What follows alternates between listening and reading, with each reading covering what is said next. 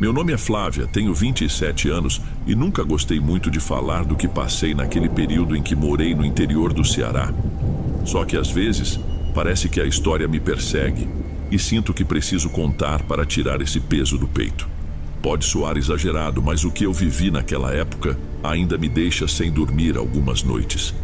Tudo começou quando eu estava procurando trabalho de porta em porta, sem perspectiva e com uma filha pequena para criar. A vida na casa da minha tia era insustentável. Ela me acolheu quando fugi da casa de minha mãe por causa do meu padrasto, que tinha atitudes inapropriadas comigo, mas minha tia jamais me tratou com afeto. Parecia que fazia aquilo apenas por obrigação. Eu acordava todo dia bem cedo, apanhava um ônibus lotado e vagava pela cidade à procura de um serviço qualquer. Sol forte, pouca sombra, uma garrafa de água sempre à mão e muita angústia. Não queria voltar para a casa da minha tia sem nada nas mãos, mas em quase todas as lojas a resposta era negativa. Alguns comerciantes até me olhavam com pena, e isso só deixava tudo mais constrangedor. Naquela altura, eu já estava pensando em desistir, porque havia batido em tantas portas sem sucesso que parecia inútil insistir.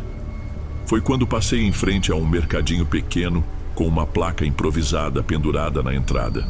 Contrata-se balconista. Deu para ver que a pintura das paredes estava gasta e havia caixas empilhadas perto do balcão, mas algo me atraiu a tentar. Entrei com certa pressa, segurando a respiração, como se fosse minha última chance. A dona do lugar, que se apresentou como Sônia, me recebeu com um sorriso que transmitia uma gentileza rara. Contei minha história resumidamente, falando da necessidade urgente de trabalhar, da minha filha e da situação difícil em casa. Fica tranquila. Eu sei como é duro criar filho sozinha e lutar pelo sustento, ela disse, enquanto olhava meus documentos e mexia no computador antigo do escritório. Eu preciso mesmo de uma pessoa disposta a enfrentar o dia a dia aqui no mercadinho. Se aceitar o salário que ofereço, já pode começar. A sensação de alívio foi tão grande que mal acreditei. Perguntei se precisava fazer teste ou entregar currículos. Ela negou com a cabeça, dizendo que valorizava a sinceridade das pessoas. Aceitei na hora e combinei de começar no dia seguinte. Se eu pudesse, teria corrido até minha filha para lhe dar a notícia. No dia seguinte, cheguei antes do horário combinado, cheia de esperança. Foi um começo difícil, mas eu me sentia feliz por enfim ter uma ocupação. O trabalho era simples, embora cansativo. Ficar no balcão, organizar prateleiras e atender os clientes com simpatia. Eu tentava manter tudo em ordem, fazendo anotação do que vendia e sempre perguntando a Sônia sobre a forma correta de cuidar do caixa. Em poucos dias, me habituei ao ritmo. Com o passar das semanas, notei que Sônia era bem mais reservada do que parecia à primeira vista. Mesmo assim, ela me tratava com respeito e me perguntava sobre minha filha. Gostava de saber como ela estava indo na escolinha e vez ou outra me dava frutas ou alguma sobra de produtos próximos da validade para levar para casa. Aquilo fazia muita diferença para mim. O curioso é que havia uma porta nos fundos do mercadinho que quase nunca era aberta. Era de madeira escura, reforçada, e ficava sempre trancada. Às vezes, Sônia entrava lá com pressa e depois saía do mesmo jeito, como se quisesse terminar o assunto rápido. Eu não ousava perguntar o que ficava ali, porque não queria parecer invasiva. Se tivesse algo de valor, não era da minha conta. Certo dia, depois do almoço, Sônia me chamou no cantinho do balcão com uma expressão séria. Flávia, vou precisar que você pegue uns engradados de refrigerante nos fundos, mas cuidado para não mexer nas coisas que estão dentro daquela sala trancada. É assunto pessoal meu. Fiquei meio sem jeito, mas concordei. Ela me entregou uma chave diferente das outras, dizendo que servia apenas para abrir uma gradinha antes de chegar a essa porta misteriosa. Peguei os engradados e me apressei, mas não pude evitar uma curiosidade. Por que aquela porta era tão importante para ela? Resolvi ignorar, afinal, eu tinha um trabalho que não podia perder. Nos dias que se seguiram, reparei que Sônia tinha um hábito de acender velas de vez em quando.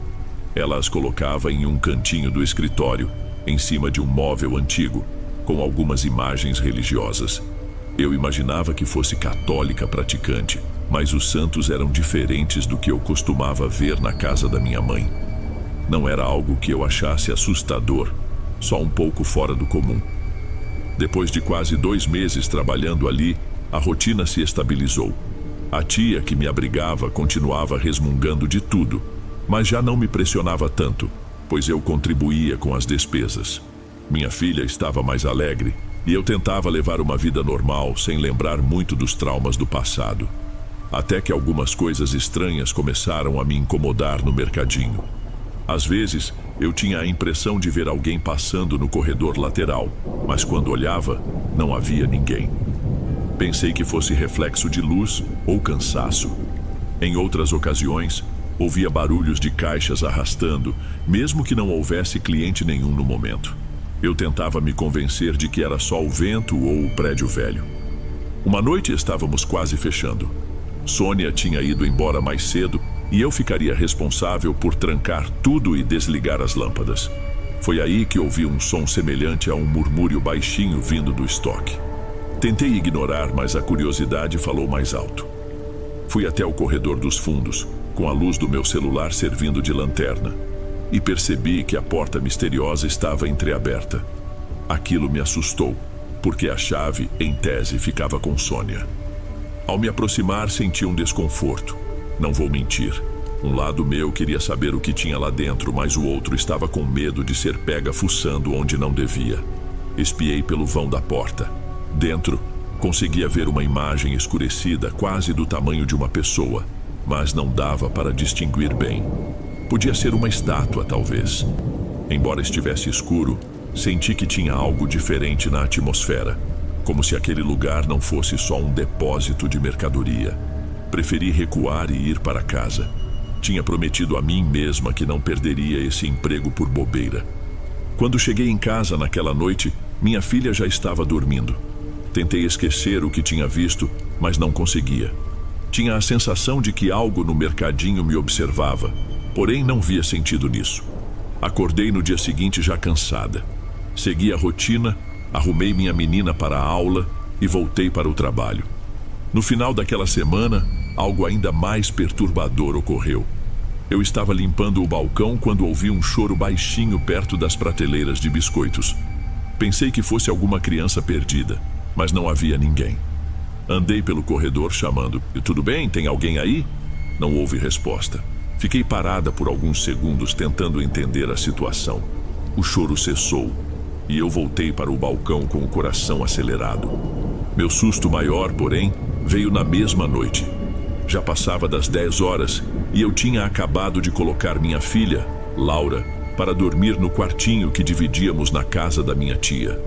De repente, notei a porta do quarto aberta e percebi que a cama da minha filha estava vazia. Corri pelo corredor escuro chamando seu nome, morrendo de preocupação. Encontrei Laura encostada na parede do quintal, conversando com alguém que eu não via. Ela cochichava, parecendo tranquila, como se dialogasse com uma amiguinha imaginária. Meu coração batia forte, mas tentei não fazer escândalo. Cheguei perto, chamei seu nome mais uma vez e quando ela se virou, olhou para mim com uma expressão confusa, como se não entendesse por que eu estava nervosa. "Mamãe, a menina disse que não quer ficar sozinha", ela murmurou, sem se mexer, e me pediu para ajudá-la a voltar para casa. "Que menina, Laura? Aqui não tem ninguém." Ela me olhou surpresa, como se eu estivesse cega. Então, apontou para o espaço vazio. Não vi absolutamente nada ali.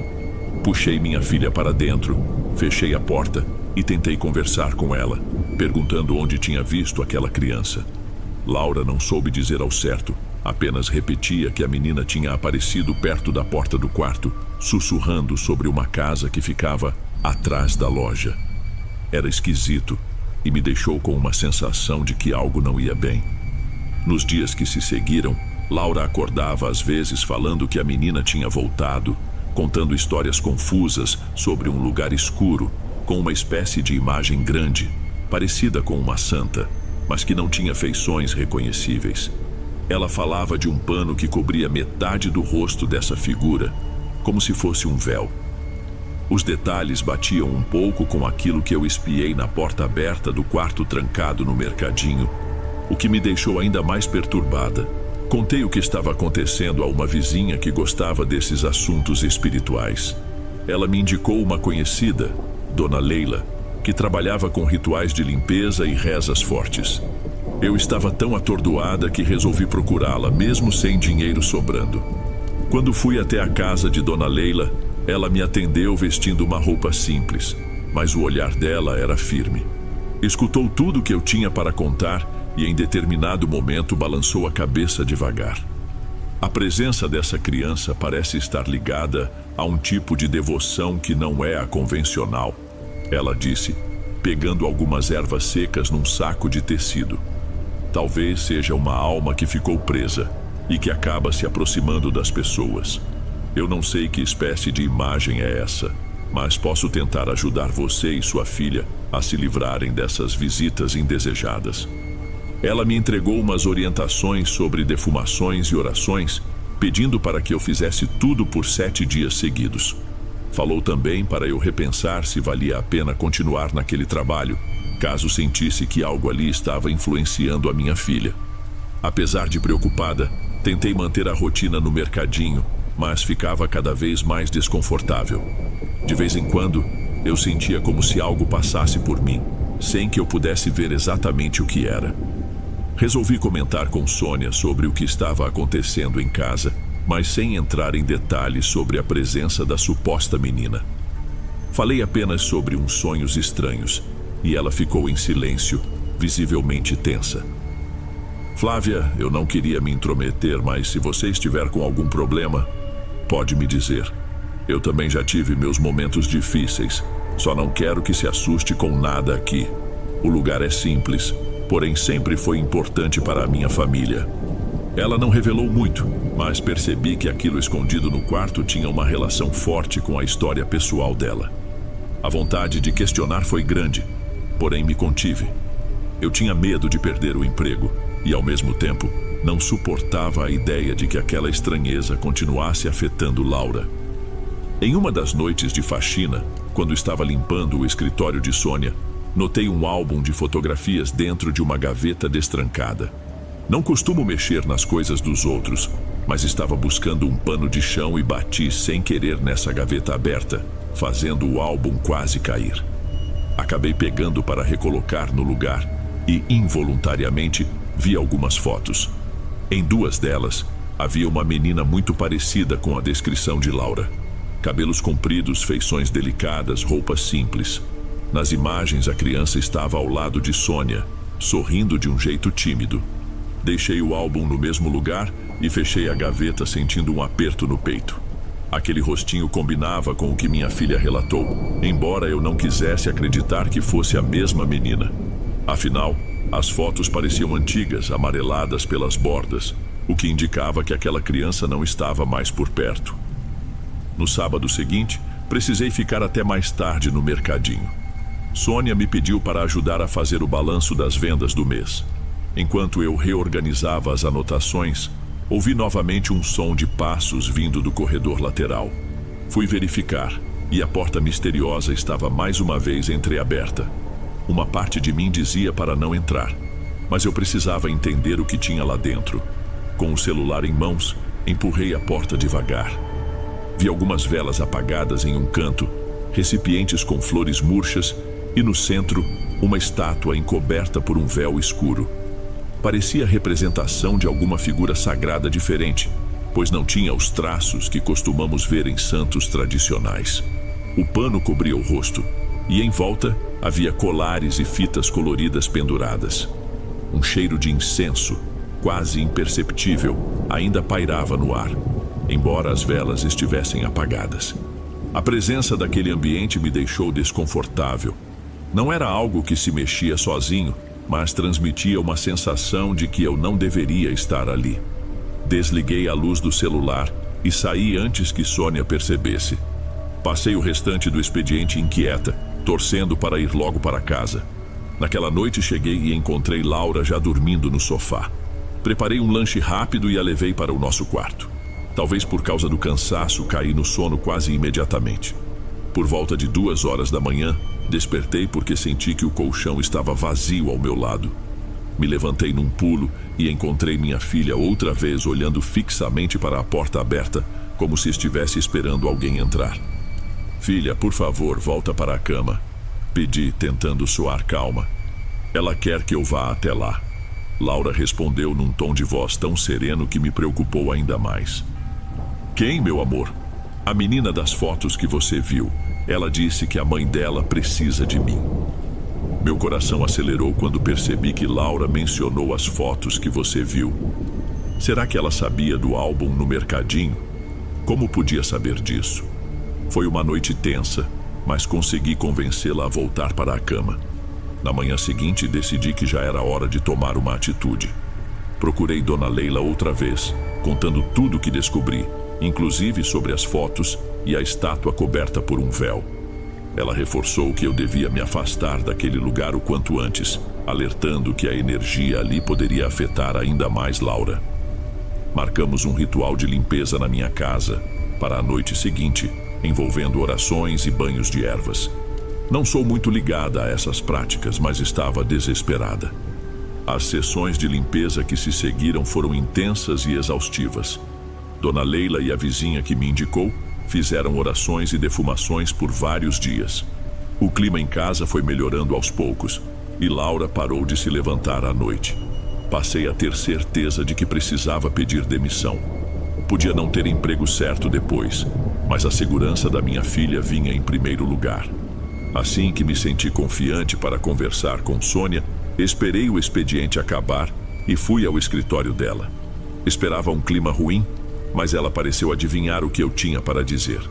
Sem que eu falasse nada, pegou o álbum de fotos na gaveta e me entregou. Pode olhar. Eu sei que você viu a imagem da minha menina. Ela se chamava Jaqueline.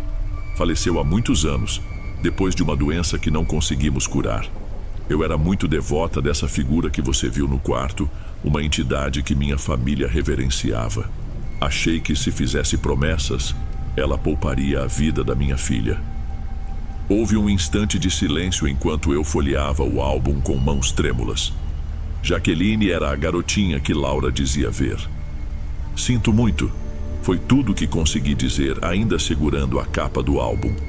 Sônia continuou. Depois que perdi Jaqueline, não quis me desfazer daquela estátua. Tenho esperança de que, de alguma forma, essa entidade proteja a alma dela. Mas sei que nem todo mundo entende ou aceita. Você está indo embora, não é? Confirmei com a cabeça sem conseguir falar muito. Ela me olhava com uma expressão que misturava culpa e resignação. Não demonstrava raiva por eu ter invadido seu espaço, nem por eu querer sair. Sei que é melhor para você e para a sua filha. Agradeço por todo o trabalho que fez. Quando estiver pronta, pode pegar suas coisas e seguir. No dia seguinte, arrumei tudo no mercadinho e finalizei minhas pendências. Sônia me pagou o que devia e nos despedimos com respeito mútuo. Apesar de todo o medo que eu sentia, também tinha um aperto no coração por ver que, no fundo, ela apenas queria manter viva a memória de Jaqueline, sem medir as consequências espirituais daquele culto. Voltei para casa com uma mistura de alívio e tristeza. Senti pena de Sônia, presa às lembranças e a um tipo de fé que, de alguma forma, ainda prendia a menina ao nosso mundo. Depois que me desliguei daquele lugar, as manifestações em casa praticamente cessaram. Laura parou de mencionar a menina e passou a dormir melhor. Continuei os rituais de proteção até completar o período que Dona Leila recomendou e segui a vida procurando outro trabalho. Até hoje não sei explicar exatamente o que era real e o que talvez fosse fruto do meu esgotamento. Mas sempre que lembro daqueles dias, me recordo principalmente da vontade enorme que tive de salvar minha filha de qualquer mal que pudesse cercá-la. Não desejo a ninguém a tensão diária de sair de um ambiente carregado de mistérios e voltar para casa preocupada se a própria criança estaria segura. Se foi algo espiritual, psicológico ou as duas coisas juntas, não tenho certeza. Porém, cada vez que me vejo numa situação difícil, penso em Sônia e em sua fé inabalável, que ultrapassou limites que eu jamais cogitaria. Essa experiência marcou minha vida. Nunca mais procurei saber do mercadinho ou de Sônia. Resolvi seguir em frente e torço para que ela tenha encontrado alguma forma de paz com a partida de Jaqueline. Eu ainda sinto uma pontada de temor quando passo por lugares semelhantes, mas prefiro acreditar que nós, mães, somos capazes de enfrentar tudo por nossos filhos, até mesmo o que não compreendemos direito.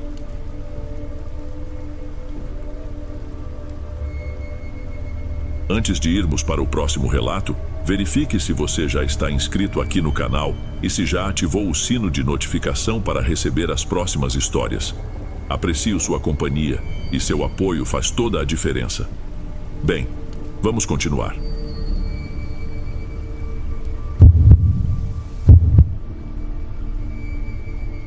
Eu me chamo Mariana Cruz e desde que me entendo por gente, sinto uma curiosidade quase incontrolável por lugares antigos. Sempre gostei de visitar casarões deixados às traças e até mesmo construções em ruínas, porque achava que ali havia algum vestígio de quem passou por aquelas paredes. Em geral, esse tipo de exploração me passava uma sensação meio melancólica, mas ao mesmo tempo me fazia pensar em como a história de cada lugar se entrelaça com a nossa própria vida. Passei a infância em Sergipe, onde não faltavam velhos engenhos de cana-de-açúcar, casas grandes e igrejas. Mais tarde, fui estudar em Santa Catarina, onde conheci um grupo de amigos que compartilhava esse gosto por se aventurar em locais abandonados. Era uma maneira de unir nossa vontade de conhecer histórias com a paixão por fotografia, arquitetura e, por que não, pequenos sustos no meio de tanto silêncio. A primeira vez em que saímos para explorar algo juntos foi em um antigo colégio desativado. Lá, nos deparamos com portas emperradas, carteiras quebradas e um certo perfume de livros velhos. Apesar de ter sido emocionante, não passamos de um leve desconforto, nada que realmente tirasse o sono. Com o tempo, começamos a buscar lugares cada vez mais desafiadores. Já havíamos visitado uma fábrica antiga no Paraná, uma estação de trem decadente no interior de São Paulo e até um cinema que era supostamente mal assombrado no norte do país. Mas nada disso se compararia ao que vivemos há pouco tempo em um hospital psiquiátrico abandonado no Rio Grande do Sul. O grupo era formado por 4 amigos e eu, totalizando 5 pessoas. Havia o Thales, que cursava fotografia e estava sempre preocupado em registrar tudo. Ele tinha um estilo próprio de captar imagens e preferia ângulos mais artísticos, algo que muitas vezes nos fazia perder minutos preciosos enquanto ele buscava o enquadramento perfeito. A Amélia, com seu caderninho de desenhos e esquemas, estava prestes a se formar em arquitetura e analisava qualquer detalhe de construção com fascínio. A Júlia, que trabalhava em um escritório de restauro, tinha conhecimento prático de como materiais, tintas e estruturas podem envelhecer.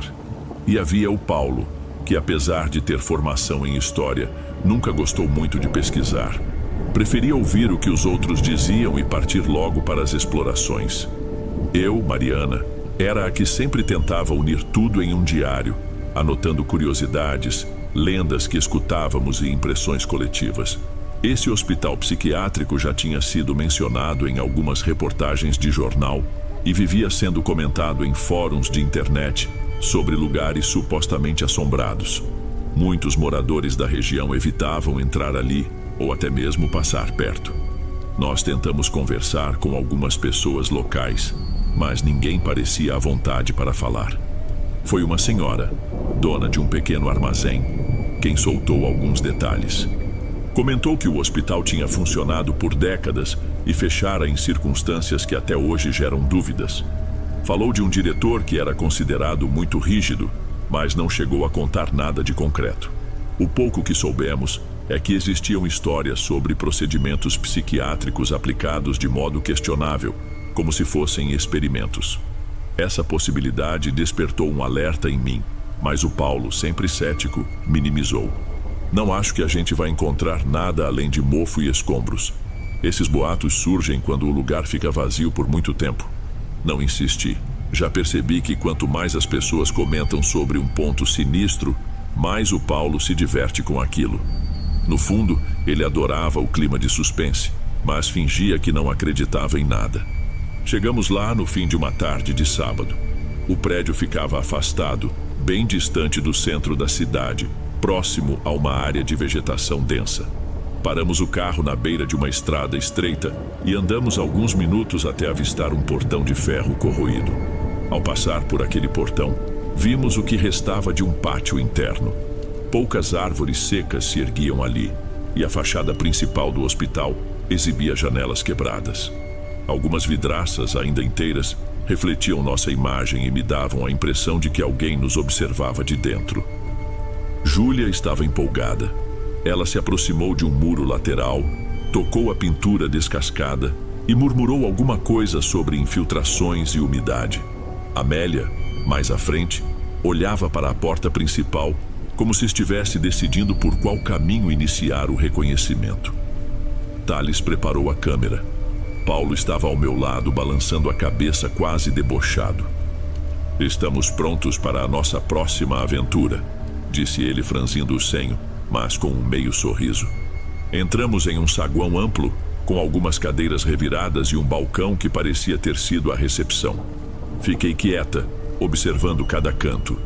Sentia uma estranheza difícil de definir. Um incômodo que só é percebido quando o lugar em si parece carregar um silêncio que pesa no ar. Não havia sinais de moradores de rua ou viciados, o que era comum em espaços abandonados nas grandes cidades. Parecia que ninguém realmente tinha coragem de ficar ali. O cheiro, por outro lado, não era tão marcante, apenas um ar abafado e velho. As salas do térreo tinham portas arrombadas. Vimos macas enferrujadas, armários sem gavetas e um emaranhado de fios que pendiam do teto. A Amélia, como sempre, se interessou pelos corredores que levavam às áreas de internação. Percorremos um longo corredor, iluminando o caminho com lanternas, já que as janelas nessa parte eram mais estreitas. Foi então que Júlia se deteve diante de uma porta com placa quase ilegível. Passou a mão na placa e arriscou ler algo como diretoria ou administração. Ela achou que seria importante ver se havia algum arquivo que contasse a história do hospital. "Quem topa vir comigo?", convidou ela, girando a maçaneta sem sucesso. "Pode deixar que eu tento abrir", disse Paulo, empurrando a porta com o ombro até conseguir soltá-la. Thales e Amélia continuaram no corredor, e eu fiquei na dúvida sobre com quem seguir. Resolvi acompanhar Júlia e Paulo. Assim, nos separamos em 2 pequenos grupos. Enquanto 3 de nós entrávamos nessa sala, os outros 2 seguiram adiante, analisando o que pareciam ser quartos de pacientes. Logo que ultrapassamos a porta, notei estantes caídas e gavetas reviradas. Revirei alguns papéis pelo chão, mas era tudo muito confuso. Relatórios médicos, planilhas antigas, fichas com anotações sobre pacientes. Havia até folhas amareladas, descrevendo o uso de alguns medicamentos que hoje em dia são proibidos. Paulo não encontrou nada realmente chamativo, além de um carimbo e um punhado de receitas ilegíveis. Já estávamos quase indo embora quando Júlia achou um armário de metal caído atrás de uma mesa. Ela pediu a nossa ajuda para virá-lo. Ele estava amassado, mas ainda fechado com uma tranca. Forçamos a porta até que finalmente cedesse. Lá dentro havia arquivos extremamente antigos e um livro de capa dura, sem título na lombada, repleto de anotações à caneta. Folheamos por cima e percebemos que aquilo parecia ser o diário pessoal de alguém que trabalhava ali, possivelmente um médico ou enfermeiro. As entradas eram datadas, mas em letrinhas tão apertadas que ficava difícil ler. Eu ainda tentava decifrar algumas passagens quando ouvimos o Thales gritando no corredor. "Vocês precisam ver isso aqui." Saímos às pressas. Thales e Amélia estavam diante de uma porta aberta que dava para uma sala maior, com janelas altas. Eles apontaram para uma maca com pulseiras identificatórias espalhadas ao redor. Era um cenário quase intacto, como se as coisas tivessem sido deixadas de um dia para o outro, sem chance de recolher nenhum pertence. Algumas pulseiras traziam o mesmo sobrenome repetido, o que me intrigou. Parecia que vários pacientes vinham da mesma família ou algo assim. Enquanto eu registrava mentalmente esses detalhes, Thales fotografava, e Amélia abria um armário de metal preso à parede. Foi nesse instante que uma batida surda ecoou, vinda de algum ponto distante do hospital. O som, abafado, fez com que todos trocássemos olhares. Ninguém quis admitir, mas sentimos um desconforto geral. Paulo, tentando manter a calma, disse que poderia ser algo tombando devido a uma corrente de ar. Vamos ficar juntos, sugeriu a Amélia. Apoiamos a ideia. Não valia a pena nos dispersar ainda mais. Decidimos voltar em direção ao saguão e explorar os outros setores aos poucos. Foi quando notei que o livro encontrado por Júlia não estava mais com ela. Perguntei se tinha deixado na sala de onde saímos, e ela respondeu que podia ter largado em cima da mesa ao ouvir o grito de Thales. Resolvi ir buscar. O resto do grupo aguardou no corredor, mas, antes de dar 2 passos, uma porta que ficava ao lado se fechou sozinha. O barulho seco nos fez estremecer, e eu não tive coragem de abrir naquela hora. Segui de volta sozinha até a sala da direção. Tudo parecia como antes, mas o tal livro não estava na mesa. Procurei debaixo dos papéis, nas gavetas, no chão, e nada. Naquele momento, senti que algo não estava encaixando bem. Não tinha vento. Não havia ninguém ali além de mim. Mesmo assim, desisti de achar o diário e retornei para o corredor, abalada, mas fingindo que não era nada. Prosseguimos para o andar superior, onde ficavam as alas de internação prolongada. Precisamos iluminar o caminho com mais intensidade porque a luz lá em cima era escassa. Os quartos eram estreitos, com portas de ferro. Alguns estavam trancados, outros apenas encostados. Passamos por um que ainda tinha mobiliário, um beliche de aço, um colchão sujo e um criado mudo. Em cima do criado mudo, um copo trincado e uma fronha enrolada. A cena me fez pensar em como a vida dessas pessoas era restrita. Tive a sensação de que o local guardava memórias dolorosas, mas não havia nada que comprovasse qualquer assombração propriamente dita. Continuamos abrindo portas e registrando tudo com a câmera de Thales. Em certo momento, Júlia sentiu que havia um problema na fiação do teto de um dos corredores, como se um curto-circuito tivesse deixado as lâmpadas penduradas anos atrás. Falou que aquela estrutura frágil podia cair a qualquer momento. Isso nos deixou tensos, porque seria perigoso ficar ali mais tempo do que o necessário. A Amélia, contudo, insistiu que deveríamos ir até o fim do corredor e dar uma olhada em algumas salas que tinham janelas mais amplas. Concordamos, mas ficaríamos atentos a qualquer sinal de desabamento. Chegamos a uma porta semi-aberta, identificada com uma plaquinha onde se lia Sala de Observação. Foi nessa hora que ouvi passos no andar de baixo. Achei estranho porque estávamos todos ali. Paulo, que estava ao meu lado, me olhou na mesma hora e perguntou baixinho: "Você escutou isso?" Fiz que sim com a cabeça. Uma inquietação tomou conta de nós, mas ninguém queria falar abertamente sobre a possibilidade de ter alguém ali. Thales sussurrou que poderia ser um invasor qualquer.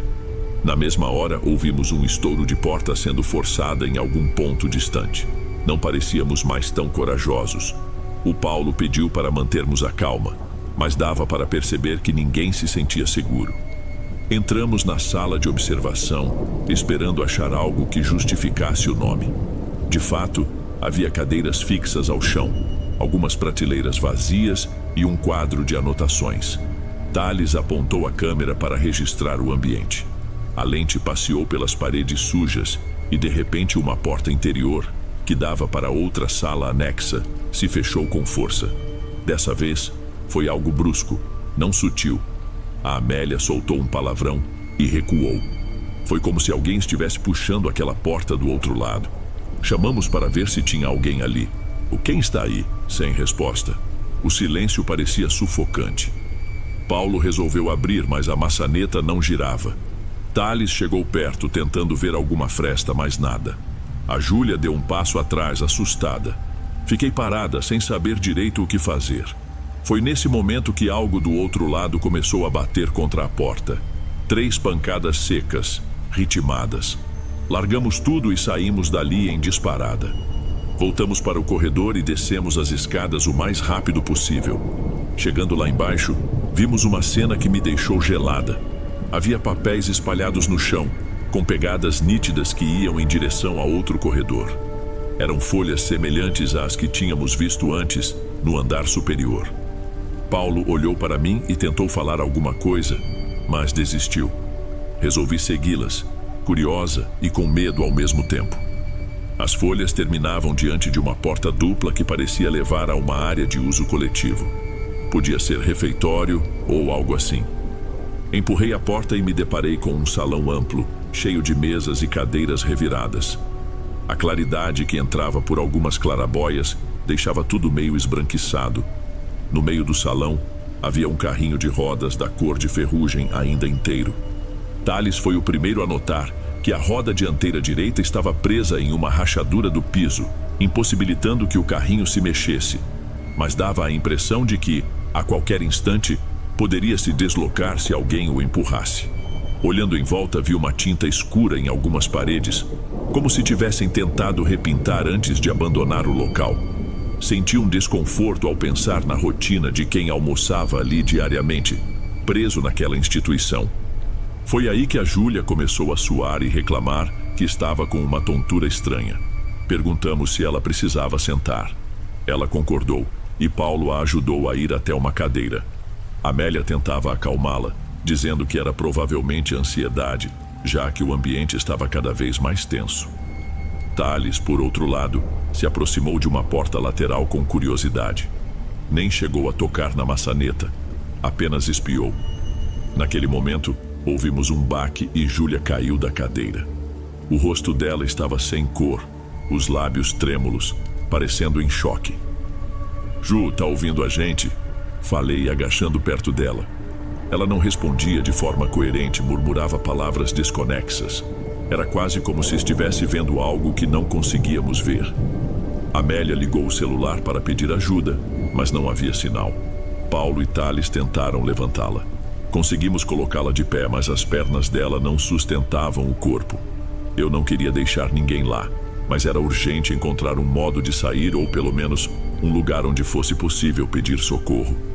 Quando decidimos voltar para o saguão e ir embora, a Júlia teve uma espécie de surto.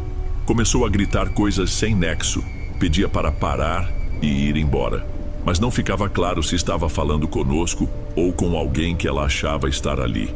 O pânico tomou conta de todos. Paulo tentava segurá-la e ela se debatia. A Amélia se afastou, nitidamente abalada, e eu tentei agarrar os braços de Júlia sem sucesso. Thales, assustado, deixou a câmera cair no chão. "Precisamos sair de uma vez!" gritou ele, pegando a câmera de volta.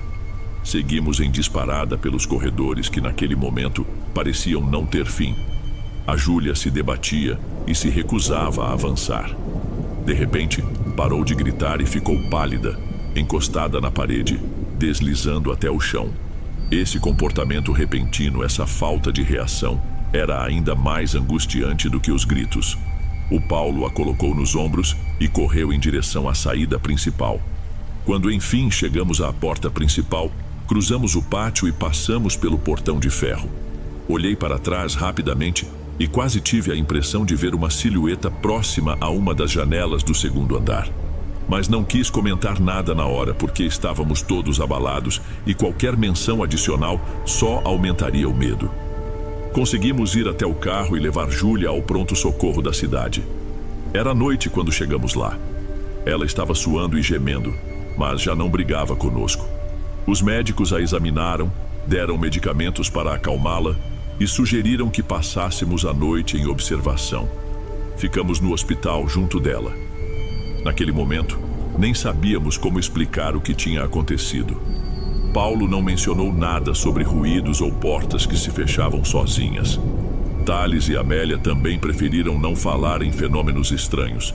Parecíamos em choque, cada um preso a seus pensamentos. Júlia passou as semanas seguintes em consulta com o psiquiatra e fez exames para descartar qualquer problema orgânico. Nenhum médico soube dizer com exatidão o que houve. Ela foi diagnosticada com algo parecido com estresse pós-traumático e recebeu licença do trabalho. A gente tentou acompanhá-la, mas ela evitava falar sobre o assunto. Em nenhum momento descreveu o que viu dentro daquele hospital. Tampouco tentou retomar nossas conversas sobre exploração de lugares antigos. Aparentemente apenas desejava esquecer. Depois de cerca de um mês, ela deu sinais de melhora. Estava mais calma, embora ainda assustada quando ouvia qualquer som inesperado.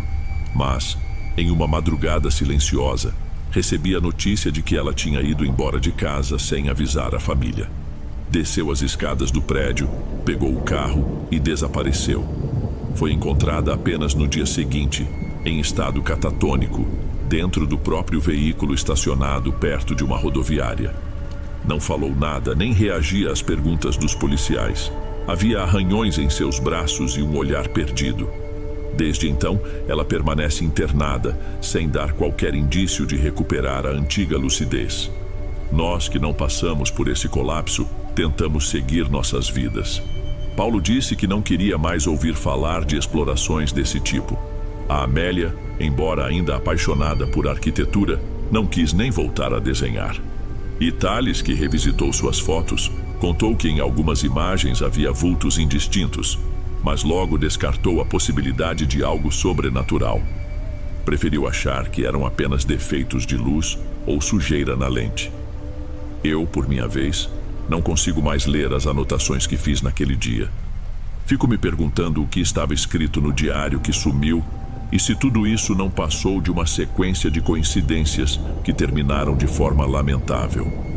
Seja como for, não tenho coragem de voltar naquele hospital.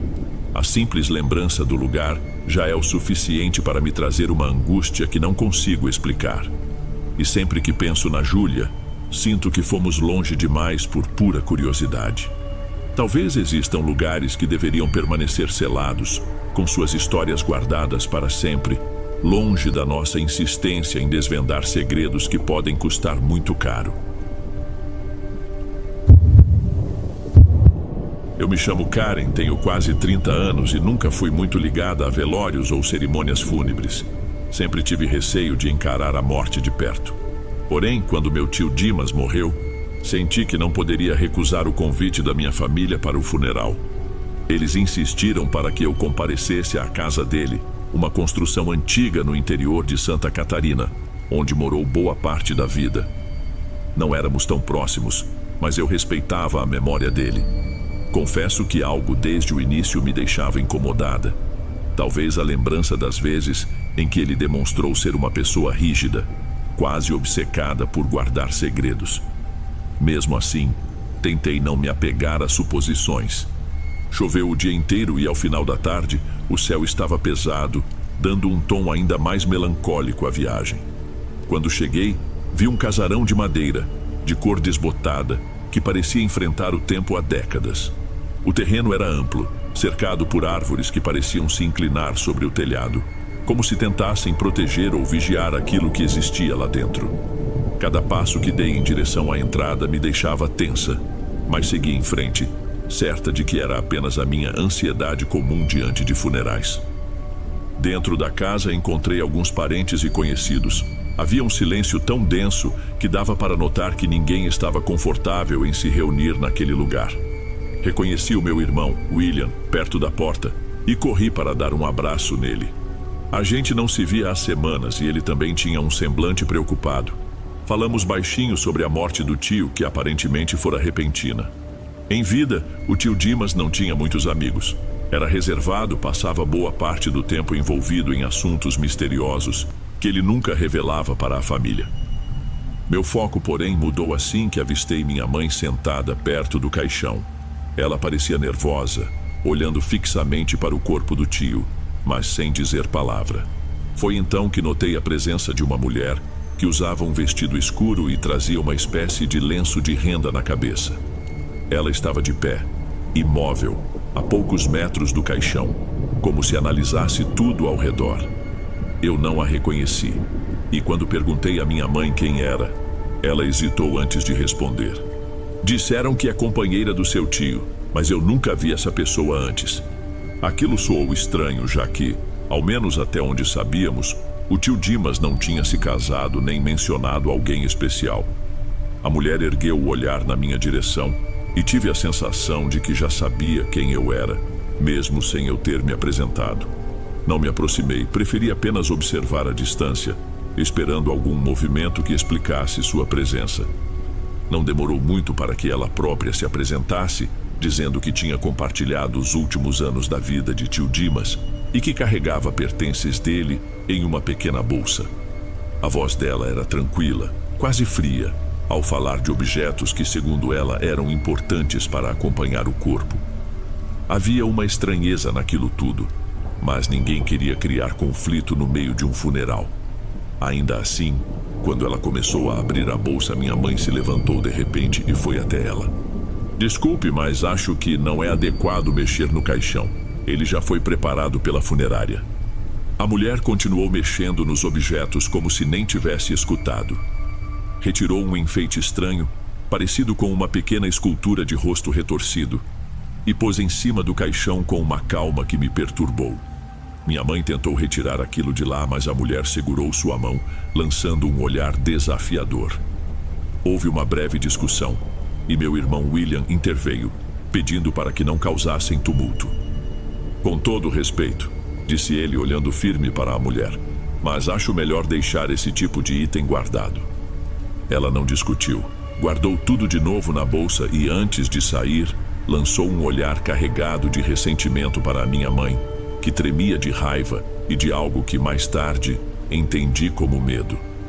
A mulher vestida de escuro foi embora da casa sem dizer mais nada. Eu podia jurar que um clima pesado se instalou depois disso. Alguns dias se passaram e a rotina da nossa família voltou ao normal. Porém, notei que minha mãe começou a se queixar de dores constantes. Primeiro, uma dor de cabeça que não passava. Depois, uma fadiga que a impedia de cumprir os afazeres diários. Meu irmão e eu a levamos ao médico, mas nenhum exame apontou algo específico. O tempo foi passando e ela só piorava.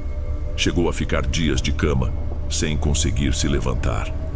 A preocupação foi crescendo. Como não encontrávamos explicações médicas, a gente começou a ouvir todo tipo de conselho de parentes. Alguns diziam que era algo espiritual, outros acreditavam em depressão profunda. Ainda assim, a imagem daquela mulher no funeral não saía da minha cabeça. Falei disso para William, e ele confessou ter sentido algo muito estranho no dia do enterro. Quando vimos que a saúde da nossa mãe estava em um caminho sem solução aparente, começamos a considerar procurar ajuda fora do convencional. Foi então que uma vizinha indicou uma senhora que, segundo ela, entendia de orações e simpatias antigas. Aceitamos a sugestão, pois estávamos sem alternativas. No fim de uma tarde, pegamos o carro e seguimos para um município vizinho, dirigindo por quase 2 horas até chegar a uma casa humilde, num terreno cercado por vegetação densa. A velha atendeu a porta e nos convidou para entrar. As janelas eram fechadas com tábuas e havia várias imagens de santos, velas e garrafas de ervas espalhadas pelos móveis. Acho que vocês sabem que não faço milagres, disse a velha, enquanto nos pedia para sentar. Mas posso ver o que está rondando a vida de vocês. Explicamos o que acontecera desde o funeral, a aparição daquela mulher desconhecida, a conversa sobre objetos estranhos, o adoecimento da minha mãe.